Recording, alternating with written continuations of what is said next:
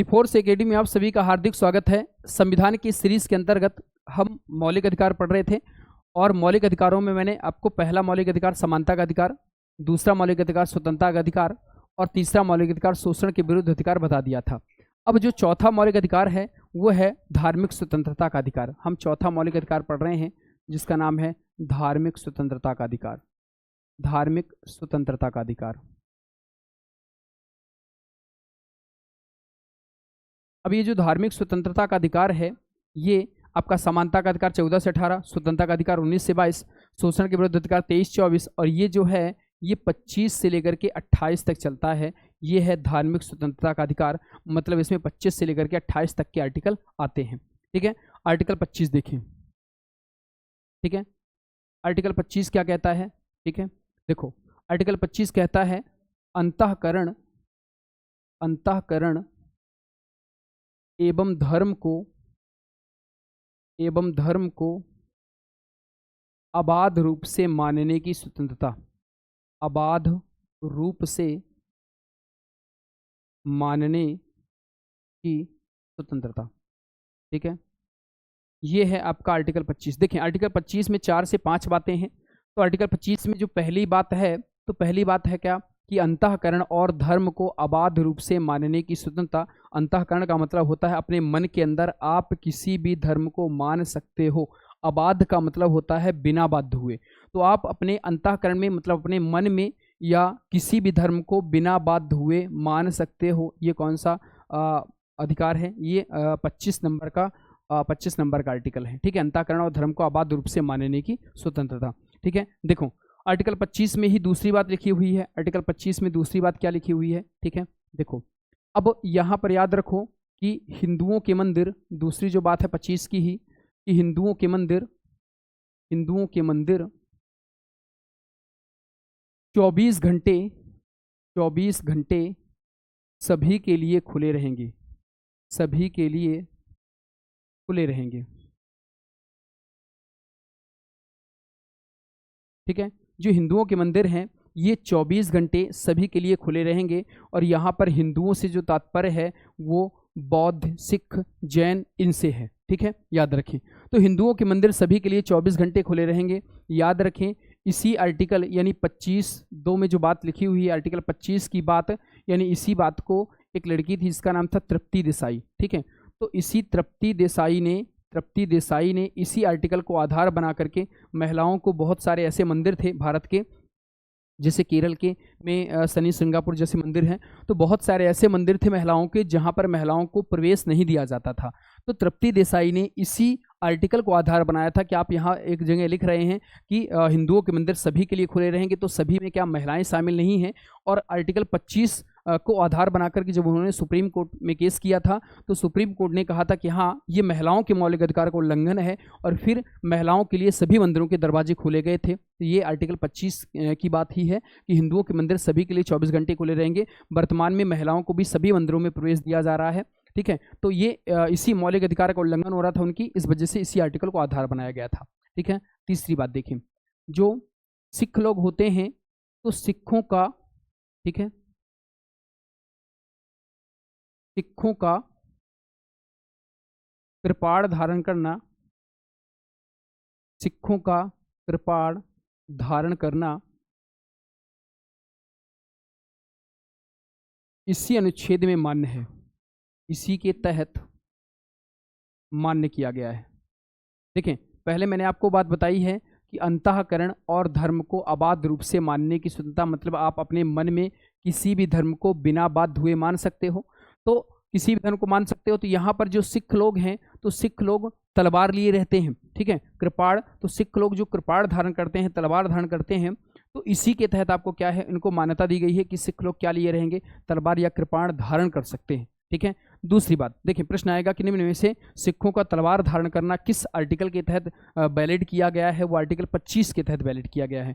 और यहाँ ये क्यों वैलिड किया गया है? देखो क्योंकि वो अपने मन में किस धर्म को मार रहे हैं? सिख धर्म को। और जिस सिख धर्म के अंतिम गुरु थे जिनका नाम था गुरु गोबिंद सिंह, तो गुरु गोबिंद सिंह ने सिखों को 5 का धारण करने की अनुमति दी थी, मतलब केस, कड़ा, कच्छा, कंघा और कृपाण। ये सिखों के अंतिम गुरु थे गुरु गोबिंद सिंह। तो गुरु गोबिंद सिंह के कहने के अनुसार सिख लोग तलवार लिए रहते हैं। तो इस वजह से, और आर्टिकल 25 के तहत आपका क्या है, ये वैलिड माना जाता है। दूसरी बात देखें, आर्टिकल 19 बी मैंने आपको बताया था कि 19 बी में लिखा था कि बिना हथियार के, 19 बी मैंने आपको कल बताया था कि 19 बी क्या है कि बिना हथियार के शांतिपूर्ण ढंग से एकत्र होने की स्वतंत्रता, और वो भी कैसा, बिना हथियार के। लेकिन मान लो कि जब सिख लोग आपका मीटिंग करते होंगे तो ये हथियार लिए रहते हैं भाई, कृपाण लिए रहते हैं, तो ये जो मीटिंग है ये कैसी हो जाएगी, ये कृपाण के साथ मीटिंग हो जाएगी। तो ये केस सुप्रीम कोर्ट में गया था कि भाई आप तो एक जगह कहते हो कि बिना हथियार के जोड़ो, और एक जगह कह रहे हो कि सिख लोग तलवार भी लिए रहें। तो सुप्रीम कोर्ट ने फैसला दिया था कि ये अपने मन से सिख धर्म को मार रहे हैं, इस वजह से ये तलवार धारण कर रहे हैं। भले वो आर्टिकल 19 बी का उल्लंघन कर रहे हैं, लेकिन आर्टिकल 25 का क्या कर रहे हैं, वो पालन कर रहे हैं। इस वजह से आपका सिखों का तलवार धारण करना आपका इसी आर्टिकल के तहत क्या माना जाता है, वैलिड माना जाता है। तो पहली बात मैंने बताई, अंतःकरण और धर्म को अबाध रूप से मानने की स्वतंत्रता, आप अपने मन में किसी भी धर्म को मान सकते हो। दूसरा मैंने बताया कि हिंदुओं के मंदिर सभी के लिए 24 घंटे खुले रहेंगे, ये भी बात लिखी हुई है। और तीसरा क्या है भाई, सिखों का तलवार धारण करना इसी आर्टिकल के तहत क्या है, वैलिड माना जाता है। ठीक है, हाँ ये है 25। आर्टिकल 26, आर्टिकल 26 क्या कहता है, धार्मिक कार्यों के प्रबंध की स्वतंत्रता। आर्टिकल 26 कह रहा है कि धार्मिक कार्यों के प्रबंध की स्वतंत्रता, प्रबंध की स्वतंत्रता। धार्मिक कार्यों के प्रबंध की स्वतंत्रता मतलब आप किसी भी प्रकार का कोई भी धार्मिक कार्य कर सकते हैं, आप किसी भी प्रकार का कोई भी धार्मिक कार्य कर सकते हैं। आपको क्या सौंपी गई है, स्वतंत्रता सौंपी गई है। चाहे आप जिस धर्म को मानो और चाहे आप जिस धार्मिक कार्य को करो, आपको क्या है, स्वतंत्रता सौंपी गई। ये हमारा 26 नंबर का मौलिक अधिकार है। ठीक है, इसके बाद आता है आर्टिकल 27, राज्य किसी भी ऐसे व्यक्ति को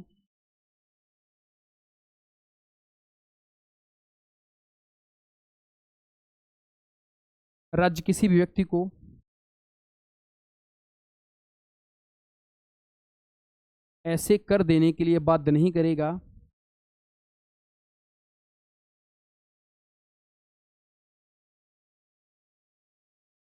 बाध्य नहीं करेगा, जिसकी आय किसी विशेष धार्मिक संप्रदाय की उन्नति या पोषण में व्यय करने हेतु निश्चित कर दी गई हो।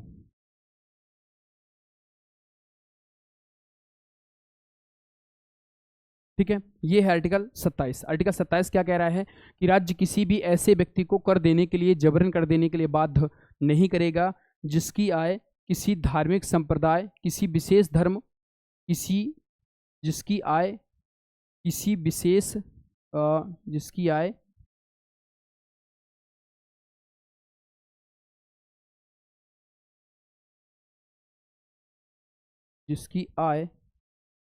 किसी विशेष धर्म या धार्मिक संप्रदाय की उन्नति या पोषण में व्यय करने हेतु निश्चित कर दी गई हो। ये आपका कौन सा आर्टिकल है कि देखो, ये जो आपका आर्टिकल 27 है, तो ये आपका किससे संबंधित है, स्थिति बात जानो कि जो आर्टिकल 27 है ये आपका टैक्स यानी कर से संबंधित है। कि यदि कोई व्यक्ति एक बार कर दे देता है या किसी भी रूप में वो कर दे रहा है, तो भारत सरकार उसको जबरन कर देने के लिए दोबारा बाध्य नहीं करेगी। मान लो एक बार किसी व्यक्ति ने टैक्स दे दिया, भले उसके पास कितना भी सारा पैसा है, भारत सरकार उसको जबरन दोबारा टैक्स देने के लिए क्या नहीं करेगी, दोबारा जबरन टैक्स देने के लिए बाध्य नहीं करेगी। ये कौन सा आर्टिकल है, ये है आर्टिकल 28। ठीक है, ये आर्टिकल कौन सा है, 27। बताओ, यहां तक की बात समझ में आई। ठीक है, अब देखो अगला आर्टिकल 28, राज्य द्वारा पूर्णतः पोषित, राज्य द्वारा पूर्णतः पोषित शिक्षा संस्थानों में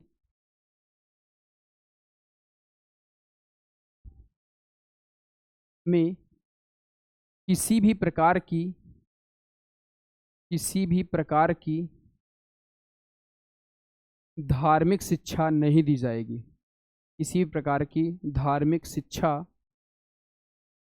नहीं दी जाएगी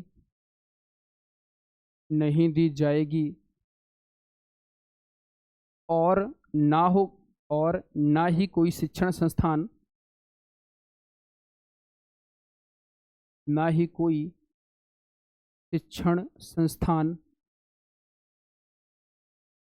अपने विद्यार्थियों को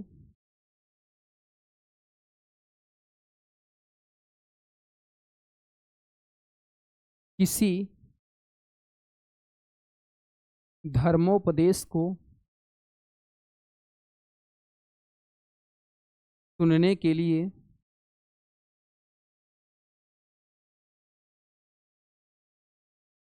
बलात् बाध्य नहीं करेगा। यह है आर्टिकल 28। देखें आर्टिकल 28 में क्या लिखा है कि राज्य द्वारा पूर्णतया पोषित शिक्षा संस्थानों में किसी भी प्रकार की धार्मिक शिक्षा नहीं दी जाएगी और ना ही कोई शिक्षण संस्थान अपने विद्यार्थियों को किसी धर्मोपदेश को सुनने के लिए बलात् बाध्य नहीं करेगा। इसका मतलब ये है कि जो राज्य द्वारा पूर्णतया पोषित, देखें अब राज्य द्वारा पूर्णतया पोषित क्या है, जहां पर भी भारत सरकार का या राज्य सरकार का एक भी रुपए लगा है वो संस्था राज्य द्वारा पूर्णतया पोषित कहलाएगी। ठीक है, तो कहा गया है कि जो राज्य द्वारा पूर्णतः पोषित शिक्षा संस्थान है उसमें आप किसी भी धर्म को नहीं पढ़ा सकते हो, यानी धार्मिक शिक्षा नहीं दे सकते हो। मतलब जहां पर भी भारत सरकार का पैसा लगा है वहां पर आप किसी भी धर्म को पढ़ा नहीं सकते हो और ना ही ऐसा कोई शिक्षण संस्थान होगा जो अपने विद्यार्थियों को किसी धर्म को सुनने के लिए बाध्य करे कि नहीं तुम्हें ये सुनना ही पड़ेगा। ठीक है, तो राज्य द्वारा यही लिखा हुआ है कि जहां पर भी भारत सरकार का एक भी पैसा लगा है वो संस्था राज्य द्वारा पूर्णतः पोषित कहलाएगी और ऐसे पूर्णतः पोषित शिक्षा संस्थान में आप धर्म की शिक्षा नहीं दे सकते हो। वहां पर ना तो हिंदू धर्म, मुस्लिम धर्म, सिख धर्म, ईसाई धर्म, कोई धर्म नहीं पढ़ाया जाएगा। कहाँ पर नहीं पढ़ाया जाएगा? जहां पर भारत सरकार का एक भी रुपया लगा है। जैसे आपने देखा होगा कि प्राइवेट स्कूलों में भारत सरकार 10% आपका 10% गरीब बच्चों के लिए पैसा देती है। यदि आप 10% बच्चों को पढ़ाएंगे तो उसको में आपको पैसा देती है सरकार, तो वो भी संस्था, प्राइवेट संस्था भी क्या कहलाएगी? राज्य द्वारा पूर्णतः पोषित। तो ऐसे स्कूलों में आप धर्म नहीं पढ़ाओगे। सरकारी स्कूल है, सरकारी स्कूल में क्या है, सरकार पूरा का पूरा खर्चा उठाती है, तो वो सरकारी स्कूल भी क्या कहलाएंगे? राज्य द्वारा पूर्णतः पोषित। और ऐसे शिक्षा संस्थान में आप किसी भी धर्म को नहीं पढ़ाओगे कि हिंदू धर्म को पढ़ाने लगो, कि मुस्लिम धर्म को पढ़ाया जाने लगा, कि सिख धर्म को पढ़ाने लगो। जहां पर सरकार का पैसा लगा आप वहां किसी भी धर्म को की शिक्षा नहीं दोगे। ठीक है, और ना अपने विद्यार्थियों को किसी धर्म उपदेश को सुनने के लिए बलात् बाध्य नहीं करोगे कि चलो वहां पर भंडारा हो रहा है तुम्हें चलना ही पड़ेगा। ठीक है, तो ये स्थितियां आपका क्या है, नहीं होगी। समझ में आ रहा है? ये है आर्टिकल 28। तो ये है ये ऐसा नहीं होगा क्योंकि राज्य द्वारा पूर्णतः पोषित शिक्षा संस्थानों में किसी प्रकार की धार्मिक शिक्षा नहीं देंगे। ये भारतीय संविधान का आर्टिकल कौन सा है? 28 मौलिक अधिकार है, फंडामेंटल राइट्स है।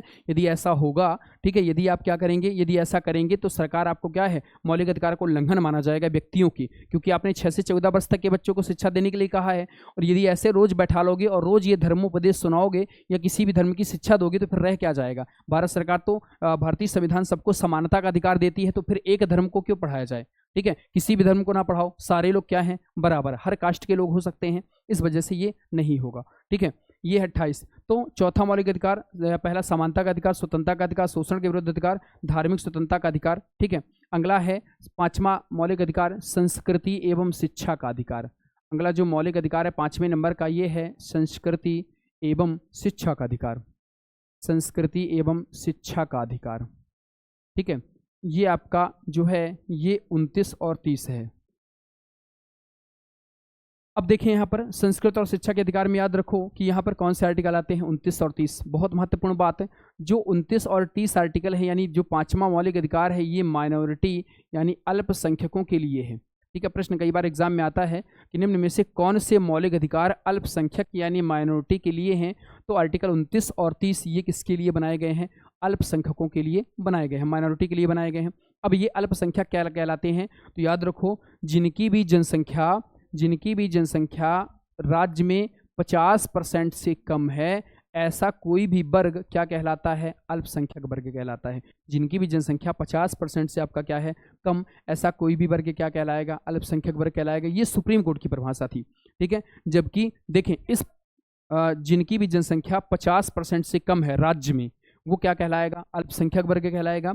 ये सुप्रीम कोर्ट ने परिभाषा दी थी, लेकिन इस परिभाषा में विसंगति है, ठीक है। देखें, केरल में जो हिंदू हैं, केरल में जो हिंदू हैं, तो हिंदुओं की जो जनसंख्या है केरल में वो 50% से कम है, लेकिन केरल में हिंदुओं को अल्पसंख्यक नहीं माना जा रहा। ये केस गया था सुप्रीम कोर्ट में कि आप तो कहते हैं कि जिनकी जनसंख्या 50% से कम है तो उनको आप क्या मानो? अल्पसंख्यक। तो केरल में हिंदुओं की संख्या बिल्कुल कम है, तो हिंदुओं को आप अल्पसंख्यक क्यों नहीं मानते हो? ठीक है, तो ये सुप्रीम कोर्ट में केस गया था। तो सुप्रीम कोर्ट ने अभी इस परिभाषा पर कोई निष्कर्ष नहीं निकाला है। परिभाषा यही है, बहुत सारे ऐसे राज्य हैं जहां पर अभी हिंदू क्या है, आपका 50% से कम है, फिर भी हिंदुओं को या अन्य जातियों को क्या है? अल्पसंख्यक नहीं माना जा रहा है, ठीक है। तो इसी तरह ये है अल्पसंख्यक की परिभाषा। तो माइनॉरिटी की परिभाषा है, और याद रखो जो 29 और 30 आर्टिकल है ये आपका किसके लिए बनाया गया है? अल्पसंख्यकों के लिए बनाया गया है, ठीक है। हाँ, तो बताएं समझ में बात आई कि नहीं? ठीक है, ये है अल्पसंख्यकों के लिए।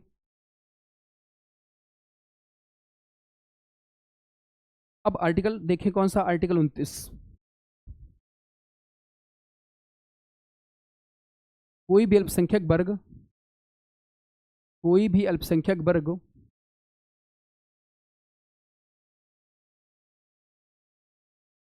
वर्ग अपनी भाषा, लिपि एवं संस्कृति को सुरक्षित रख सकता है, एवं संस्कृति को सुरक्षित रख सकता है, केवल भाषा, लिपि एवं धर्म के आधार पर,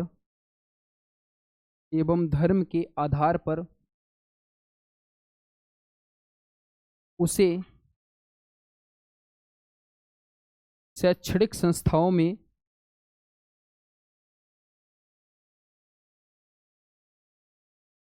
प्रवेश से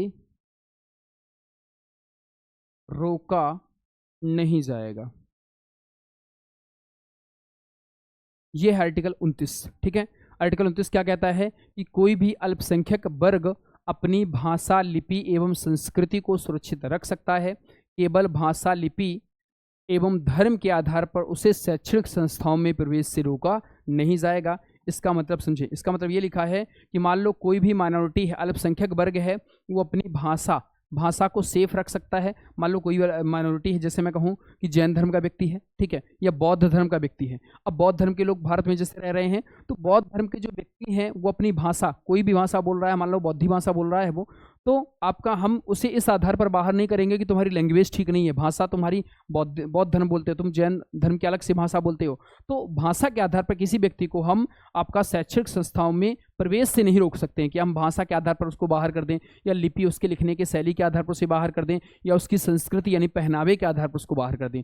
आप किसी भी व्यक्ति को ना तो भाषा के आधार पर, ना तो लिपि के आधार पर, और ना ही संस्कृति के आधार पर शैक्षणिक संस्थाओं में प्रवेश से रोक नहीं सकते हो, ठीक है। और वो अपनी भाषा, लिपि, संस्कृत को क्या रख सकता है? सुरक्षित रख सकता है, ठीक है। इसलिए जब स्कूल कॉलेज होते हैं उसमें गणवेश चलाई जाती है, शिक्षा के लिए ड्रेस एक सामान चलाई जाती है, ताकि ये लोगों को समझ में ना आए कि आपका क्या है, किसी एक धर्म को या किसी एक व्यक्ति को महत्व दिया जा रहा है, ठीक है। तो ये है, कोई भी अल्पसंख्यक वर्ग अपनी भाषा, लिपि और संस्कृत को सुरक्षित रख सकता है, केवल भाषा, लिपि और धर्म के आधार पर शैक्षणिक संस्थाओं प्रवेश से रोक नहीं सकते।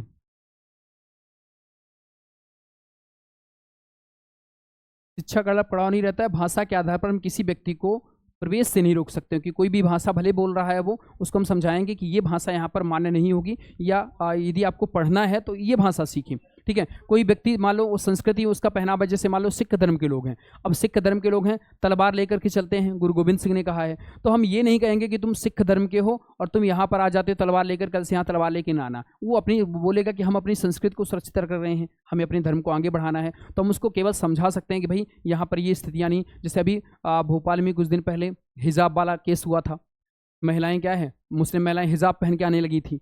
तो हिजाब पहन के आने लगी थी, तो यदि मुस्लिम वर्ग यहाँ पर माइनॉरिटी है, इस वजह से वो ये कहना चाह रही थी कि हम अपनी संस्कृति को सुरक्षित रख रहे हैं। सुप्रीम कोर्ट तक मामला गया, फिर सुप्रीम कोर्ट ने कहा कि भाई स्कूल में स्थिति को बनाए रखने के लिए ये आप नहीं पहन सकती हैं, भले आपके मौलिक अधिकार हैं ऐसे। तो फिर समझा कर बुझा करके आप क्या है, उस मुद्दे को आपका क्या किया गया था, शांत किया गया था। तो ये स्थिति है, संस्कृति को ये एक आधार बना सकती थी कि आर्टिकल 29 में लिखा है कि हम अपनी संस्कृति को क्या रख सकते हैं, सुरक्षित रख सकते हैं। ठीक है, तो याद रखें ये है, कोई भी अल्पसंख्यक वर्ग अपनी भाषा लिपि संस्कृति को सुरक्षित रख सकता है।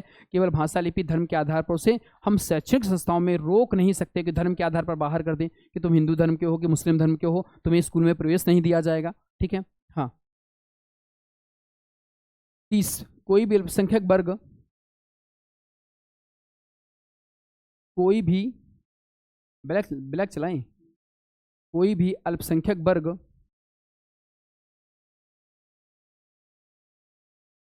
अपने पसंद के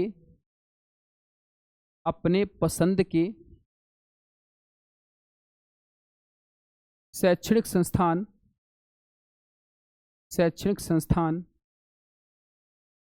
चला सकता है। राज्य उसे अनुदान से संबंधित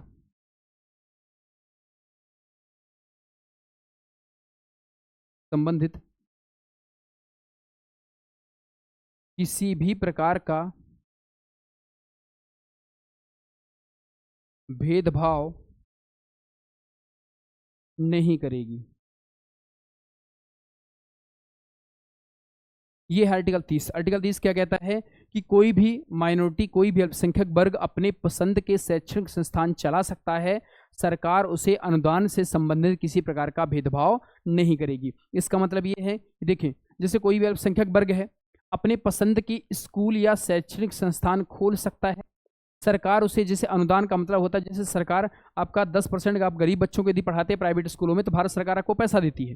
तो राज्य सरकार जो पैसा देती है, तो चाहे वो माइनॉरिटी वाला खोला हो, अल्पसंख्यक वाला खोला हो, और चाहे जो भी खोला हो, आपका सरकार यदि पैसा दे रही है गरीब बच्चों को पढ़ाने का, तो सबको पैसा दिया जाएगा। ऐसा सरकार नहीं कहेगी कि तुम अल्पसंख्यक वर्ग हो और तुम अब यहाँ पर स्कूल नहीं चला सकते हो, या हम तुम्हें अनुदान नहीं देंगे। तो वही लिखा है कि कोई भी अल्पसंख्यक वर्ग अपने पसंद के शैक्षिक संस्थान खोल सकता है, सरकार उसे अनुदान से संबंधित भेदभाव नहीं करेगी। यदि सबको पैसा मिल रहा है, तो चाहे माइनॉरिटी वाला खोला हो, जैसे बौद्ध धर्म, जैसे हमारे यहाँ 5 धर्म, हिंदुओं को छोड़कर सारे वर्ग भारत में क्या है, अल्पसंख्यक। ठीक है, क्या कहा मैंने कि हिंदुओं को छोड़ दो और बाकी जितने आपके दिमाग में आ रहे हैं, वो चाहे बौद्ध हो, सिख हो, जैन हो, ईसाई हो, मुस्लिम हो, पारसी हो, ये 6 वर्ग आपके क्या माने जाते हैं, अल्पसंख्यक हैं। जैसे आपका हिंदुओं को छोड़ दो तो आपका मुस्लिम यानी इस्लाम धर्म के लोग, मुस्लिम के अलावा सिख, इसके अलावा ईसाई, जैन, पारसी, बौद्ध,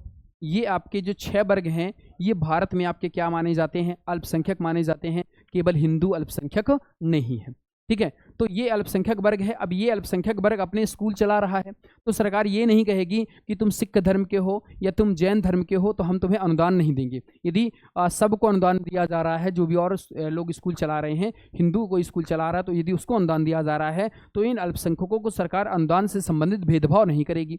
ठीक है, तो एग्जाम में प्रश्न आता है कि कितने वर्ग अल्पसंख्यक हैं, तो भारत में 6 वर्ग अल्पसंख्यक है, हिंदुओं को छोड़ो बाकी सारे क्या हैं, अल्पसंख्यक में आते हैं। ठीक है, हाँ, तो ये था आपका आर्टिकल 30। ठीक है, अब आता है अंतिम मौलिक अधिकार, जिसका नाम है संवैधानिक उपचारों का अधिकार। देखें, जो आर्टिकल 31 था, तो मैंने बता दिया था कि आर्टिकल 31 में आपका संपत्ति का अधिकार था, और संपत्ति के अधिकार को हमने मौलिक अधिकार से हटा दिया है। यहीं पर था क्या, संपत्ति का अधिकार, और संपत्ति के अधिकार को हमने यहाँ से हटाया। कौन सा संविधान संशोधन, 44वां संविधान संशोधन अधिनियम 1978 किया। हमने संपत्ति का अधिकार को हटा करके कहाँ पर रखा, 301A में रख दिया। वर्तमान में जो संपत्ति का अधिकार है वो आपका कौन सा अधिकार हो गया है, एक विधिक अधिकार, या इसी को हम कानूनी अधिकार कहते हैं। तो प्रश्न एग्जाम में आता है कि वर्तमान में संपत्ति का अधिकार कौन सा अधिकार है, तो विधिक अधिकार या कानूनी अधिकार है। तो आर्टिकल 31 में था संपत्ति का अधिकार, हमने 44वां संविधान संशोधन अधिनियम 1978 के द्वारा संपत्ति के अधिकार को यहाँ से हटाया और 301A में शामिल कर दिया। वर्तमान में जो संपत्ति का अधिकार है वो कौन सा अधिकार है, विधिक अधिकार या कानूनी अधिकार है। ठीक है कि नहीं, विधिक अधिकार या क्या है आपका, कानूनी अधिकार है। ठीक है। हाँ, तो एग्जाम में ये प्रश्न आते हैं कई बार। ठीक है, इसके बाद देखो, अब आते हैं हम अपने छठवें मौलिक अधिकार में, जिसका नाम है संवैधानिक उपचारों का अधिकार। संवैधानिक उपचारों का अधिकार, संवैधानिक उपचारों का अधिकार। देखिए, अब संवैधानिक उपचारों के अधिकार में आपका कौन सा आता है? आर्टिकल 32 आता है संवैधानिक उपचारों के अधिकार में। ठीक है, अब देखिए, जो आर्टिकल 32 है, आर्टिकल 32 है, तो डॉक्टर भीमराव अंबेडकर ने आर्टिकल 32 को संविधान की आत्मा कहा है। अंबेडकर ने क्या कहा है? आर्टिकल 32 को संविधान की आत्मा, सोल ऑफ इंडियन कॉन्स्टिट्यूशन, संविधान की आत्मा कहा है। क्यों कहा है संविधान की आत्मा? क्योंकि यदि किसी व्यक्ति के मौलिक अधिकारों को उल्लंघन होता है, क्यों कहा है? क्योंकि यदि किसी व्यक्ति के फंडामेंटल राइट्स या मौलिक अधिकारों का उल्लंघन होता है, तो मौलिक अधिकारों के यदि किसी व्यक्ति को उल्लंघन होता है, तो ऐसी स्थिति में व्यक्ति, आर्टिकल 32 आपको ताकत देता है कि आप कहाँ पर चले जाओ? सुप्रीम कोर्ट चले जाओ। सुप्रीम कोर्ट, अन्य किसी काम के लिए आप सीधे सुप्रीम कोर्ट नहीं जा पाओगे, लेकिन यदि अब किसी व्यक्ति के मौलिक अधिकारों को उल्लंघन हो रहा है, तो इसके लिए आप कहाँ चले जाएंगे? Supreme court. सुप्रीम कोर्ट में शिकायत हो सकती है। इस वजह से डॉक्टर भीमराव अम्बेडकर ने इसको क्या कहा है? संविधान की आत्मा कहा है। ठीक है, देखो, मान लो कोई व्यक्ति सुप्रीम कोर्ट गया, तो सुप्रीम कोर्ट में क्या होगा? देखो, जब सुप्रीम कोर्ट जाएगा व्यक्ति, आप हाई कोर्ट भी जा सकते हो। ठीक है, ऑप्शन है, आप किसी भी काम के लिए सुप्रीम कोर्ट नहीं जा सकते हो, लेकिन यदि मौलिक अधिकार का उल्लंघन हुआ तो आप सुप्रीम कोर्ट भी जा सकते हो और हाई कोर्ट भी जा सकते हो। तो यदि सुप्रीम कोर्ट जाओगे तो सुप्रीम कोर्ट आपको क्या देगा? 5 रिटें देगा, 5 रिटें जारी करेगा यदि व्यक्ति के मौलिक अधिकारों का उल्लंघन हुआ। हाई कोर्ट चले जाओगे तो हाई कोर्ट में भी क्या होगा भाई? यहाँ पर भी 5 रिटें जारी होंगी। तो प्रश्न आएगा कि सुप्रीम कोर्ट की 5 मौलिक अधिकार संबंधी सुप्रीम कोर्ट की 5 रिटें किस आर्टिकल में है? 32 में है। और मौलिक अधिकार संबंधी 5 रिटें हाई कोर्ट की किस आर्टिकल में है? 226 आर्टिकल में है। ठीक है, मौलिक अधिकार संबंधी 5 रिटें सुप्रीम कोर्ट की किस आर्टिकल में है? 32 में है। और मौलिक अधिकार संबंधी 5 रिटें हाई कोर्ट की किस आर्टिकल में है? 226 में है। ठीक है, चाहे सुप्रीम कोर्ट चले जाओ, चाहे हाई कोर्ट चले जाओ, आपको रिटें मिलेंगी 5। तो ये एग्जाम में प्रश्न आते हैं कि सुप्रीम कोर्ट की 5 रिटें किस आर्टिकल में है, हाई कोर्ट की रिटें सेम है, रिटें सेम है। अब ध्यान से सुनिए, 5 रिटें मैं बता रहा हूँ कि कौन कौन सी जो रिटें हैं वो कौन कौन सी हैं। तो पहली जो रिट का नाम है, इसका नाम है बंदी प्रत्यक्षीकरण। बंदी प्रत्यक्षीकरण, ये पहली रिट है, बंदी प्रत्यक्षीकरण। इसको इंग्लिश में कहा जाता है habeas corpus. Habeas corpus, habeas corpus. परमादेश, परमादेश। तीसरी प्रतिषेध लेख, प्रतिषेध लेख। चौथी उत्प्रेषण, उत्प्रेषण। और 5वीं जो रिट है उसका नाम है अधिकार प्रच्छा, अधिकार प्रच्छा। इसको इंग्लिश में क्यू वारंटो कहा जाता है, क्यू वारंटो। परमादेश को कहा जाता है इंग्लिश में मैंडमस, मैंडमस। प्रोहिबिजन, प्रोहिबिजन, इसको कहा जाता है कॉर्टियो रेडी, कॉर्टियो रेडी। ठीक है, तो पहला प्रश्न तो यही है कि इनके जो नाम है ये हिंदी में नहीं आते हैं, इनके नाम जो है इंग्लिश में आते हैं। ठीक है, इनके नाम इंग्लिश में आते हैं, तो ये आपको रटी होनी चाहिए। 5 रिटें, बंदी प्रत्यक्षीकरण, हैबियस कार्पस, परमादेश, मैंडमस, प्रतिषेध लेख, प्रोहिबिजन, उत्प्रेषण, कॉर्टियो रेडी और अधिकार प्रच्छा, क्यू वारंटो। ये एग्जाम में नाम आएंगे। दूसरी बात, ये हिंदी नाम नहीं आते हैं, हिंदी नाम नहीं आएंगे, हमेशा नाम आएंगे तो कौन आएंगे? इंग्लिश से नाम आएंगे। ठीक है, इसका कारण ये है, इसका कारण ये है, यहाँ से प्रश्न एग्जाम में आता ही रहता है। इसका कारण ये है क्योंकि ये जो हिंदी नाम है ये आपकी बता देते हैं। ठीक है, हिंदी नाम आपको स्पष्ट कर देंगे कि किसकी बात हो रही है। इस वजह से हिंदी नाम ना देकर के क्या नाम दिए जाते हैं? इंग्लिश नाम दिए जाते हैं। तो प्रश्न सुने कि मौलिक अधिकार संबंधी 5 रिटें सुप्रीम कोर्ट के किस आर्टिकल में है? 32 में है। और हाई कोर्ट के किस आर्टिकल में है? 226 में है। और रिटें कौन कौन सी हैं? ये 5 रिटें हैं। अब एग्जाम में प्रश्न आएगा। ठीक है, मैं बताता हूँ बंदी प्रत्यक्षीकरण क्या है। तो यह रिट उस व्यक्ति की, देखें पहली बात मैं आपको बताऊं कि जो रिटें हैं, ये जो रिटें हैं आपका ये व्यक्तियों के लिए हैं और अधिकारियों को निर्देश हैं। अधिकारियों को सुप्रीम कोर्ट क्या देगा? आदेश या निर्देश देगा। ठीक है। अधिकारियों को सुप्रीम कोर्ट आदेश या निर्देश देगा और वो किसके लिए अधिकारी काम करेंगे, हमारे लिए अधिकारी काम करेंगे। क्यों? क्योंकि हमारे मौलिक अधिकारों का क्या हुआ है, उल्लंघन हुआ है। तो ये अधिकारियों को आदेश या निर्देश दिए जाएंगे यदि हमारे मौलिक अधिकारों को उल्लंघन होगा। ठीक है। तो देखिए बंदी प्रत्यक्षीकरण क्या है। तो पहली बात तो ये है कि ध्यान से सुनिए, यह रिट उस समय जारी की जाती है जब कोई व्यक्ति यह समझता है कि उसे अवैध रूप से बंदी बनाया गया है। ठीक है। यह रिट उस समय जारी की जाती है जब कोई व्यक्ति यह समझता है कि उसे अवैध रूप से बंदी बनाया गया है। इसमें न्यायालय जो है बंदी बनाए जाने वाले अधिकारी को निर्देश देता है कि आपने जिस व्यक्ति को बंदी बनाया है उसे 24 घंटे के अंदर लेकर के आओ ताकि उचित कार्रवाई हो सके। मैं समझाता हूँ। देखिए होता क्या है, मान लो कि कोई पुलिस वाला आपके घर में आया और आपके घर परिवार के किसी व्यक्ति को बंदी बना करके ले गया। ठीक है। अब आपको बंदी बना करके ले गया, आपने पता किया कि भाई कौन से थाने से आया था, आप उस थाने में पहुंचे। ठीक है। 24 घंटे हो गए, क्योंकि 24 घंटे के अंदर दंडाधिकारी के सामने पेश करना पड़ेगा। ठीक है। नहीं तो मौलिक अधिकार का क्या माना जाएगा, उल्लंघन माना जाएगा। अब आप पहुंचे और आपने पूछा कि भाई हमारे इस व्यक्ति को आप यहाँ ले आए थे कल, कहाँ है। अब कोई अधिकारी भी नहीं बता रहा है, कोई पुलिस वाला भी नहीं बता रहा है। उसने कहा कब लाए थे, हम तो जानते नहीं कि कौन सा आपका व्यक्ति है, कौन गिरफ्तार करने गया था। ठीक है। और वो हमारी बात नहीं मान रहे हैं, सुन ही नहीं रहे हैं। तो फिर क्या हुआ, व्यक्ति के मौलिक अधिकार को उल्लंघन हुआ। क्यों? क्योंकि कहा गया है कि 24 घंटे के अंदर आने जाने वाले समय को छोड़कर दंडाधिकारी के सामने क्या करो, पेश करो। और पेश नहीं हुआ वो व्यक्ति तो मौलिक अधिकार को उल्लंघन माना जाएगा। तो फिर हम सीधे सुप्रीम कोर्ट में शिकायत करेंगे कि ये नाम का अधिकारी हमारे इस व्यक्ति को बंदी बना करके ले गया था और उसका अता पता नहीं चल रहा है। तो फिर सुप्रीम कोर्ट उसको आदेश देगा कि आपने जिस व्यक्ति को बंदी बनाया है उसे लेकर के आओ ताकि उचित कार्यवाही हो सके। ये होती है बंदी प्रत्यक्षीकरण। बात समझ में? बंदी को क्या करो, प्रत्यक्ष हमारे सामने उपस्थित करो, यह है बंदी प्रत्यक्षीकरण।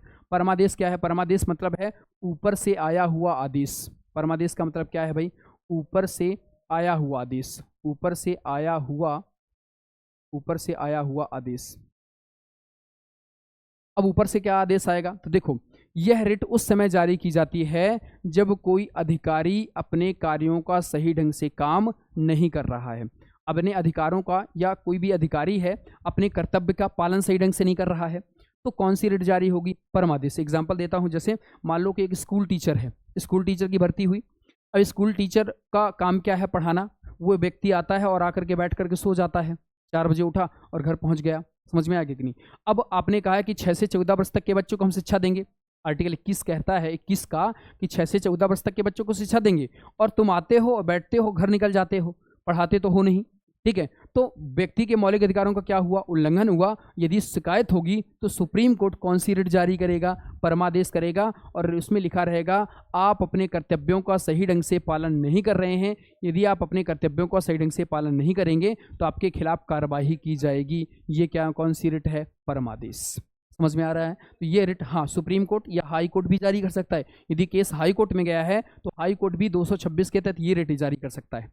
ठीक है। सुप्रीम कोर्ट दिल्ली भी इस रिटों के अंतर्गत ये रिटें जारी करेगा। ठीक है। प्रतिषेध लेख। प्रतिषेध का मतलब होता है मनाही। मनाही का मतलब क्या होता है भाई? मना कर देना। मना कर देना। तो कौन मना कर रहा है? ऊपर वाले न्यायालय नीचे वाले न्यायालय को मना कर रहे हैं। ऊपर वाले न्यायालय नीचे वाले न्यायालय को क्या कर रहे हैं? मना कर रहे हैं, अधीनस्थ न्यायालय। तो जब सुप्रीम कोर्ट, देखो जब ऐसा कोई केस होता है जो होता तो सुप्रीम कोर्ट का है लेकिन चलने कहाँ पर लगता है? हाई कोर्ट में चलने लगता है। या हाई कोर्ट का केस हुआ कहाँ पर चलने लगा? नीचे वाले न्यायालय में चलने लगा।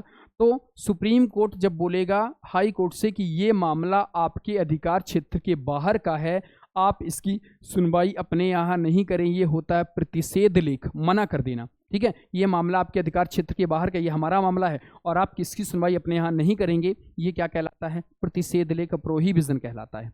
ठीक है कि नहीं? चौथा क्या है? उत्प्रेषण। उत्प्रेषण का मतलब होता है ऊपर की तरफ भेजो। ऊपर की तरफ भेजें। ऊपर की तरफ भेजें मतलब कौन बोलता है? ऊपर वाले न्यायालय नीचे वाले न्यायालय को बोलते हैं। मतलब सुप्रीम कोर्ट हाई कोर्ट को बोलेगा और हाई कोर्ट अधीनस्थ न्यायालय को बोलेगा। क्या बोलेगा?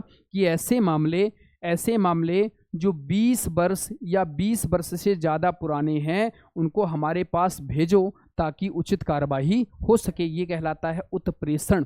ठीक है।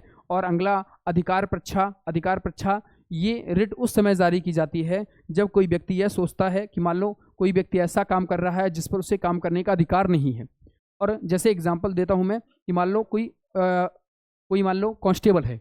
अब कांस्टेबल एसआई की वर्दी कहीं पा जाए या डीएसपी की कोई वर्दी पा जाए और पहन करके चौराहे में चेकिंग लगा दे, लेकिन जब तक वो पकड़ा नहीं जा रहा तब तक कोई बात नहीं, लेकिन जब उस पकड़ जाएगा तो उससे पूछा जाएगा कि आपने किस अधिकार से इस पद पर काम किया है, और जब तक वह उत्तर नहीं दे देगा उसे काम करने नहीं दिया जाएगा। या कोई भी साधारण सा टीचर प्रिंसिपल की सील लेकर के अटेस्टेड कर दे, ठीक है, तो जब तक पकड़ नहीं जाएगा तब तक कोई बात नहीं है, लेकिन जब पकड़ा जाएगा तो उसे पूछा जाएगा कि आपने किस अधिकार से इस पद पर काम किया है, और जब तक वो आपका उत्तर नहीं देगा तब तक आपको उसको काम करने नहीं दिया जाएगा। ये कहलाता है अधिकार प्रच्छा। देखें, बंदी प्रत्यक्षीकरण, जब बंदी बना लिया जाता है तो बंदी को प्रत्यक्ष करो।